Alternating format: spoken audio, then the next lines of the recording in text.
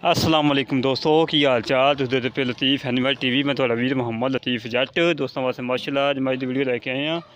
माशाल्लाह बड़े कमाल की झोटी है। पहला वारा सूई है, मगर इन्हें कट्टा है। देखो माशाल्लाह कितनी प्यारी झोटी है। 4 महीने की गब्बन है, 7 लीटर की गारंटी है, 7 किलो दुध है। माशाल्लाह थान मोट मोट लगा, चंगे वड्डे कद है। माशाल्लाह मगर इन्हें कट्टा दिखावांगे दोस्तों का दिल खुश होएगा कि वाकई कट्टा लैके आया मझ दे मगर। क्या बात है माशाल्लाह।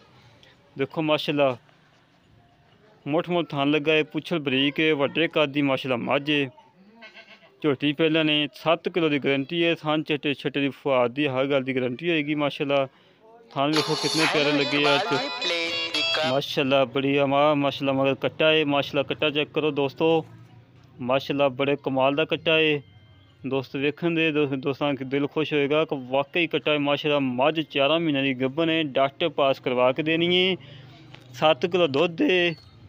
माशाल्लाह कट्टा है माशाल्लाह, जिन्हें कट्टे के बगैर लेनी मझ साढ़े नाल मुका लवे 45,000 का कट्टा सानू दे सकता है।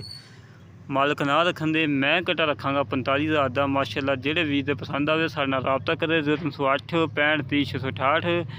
माशाल्लाह व्हाट्सअप नंबर भी है तो कॉल नंबर भी है। माशाल्लाह इसी तरह मिलेंगे अगली नई वीडियो से। अपने वीर को इजाज़त। पाकिस्तान जिंदाबाद।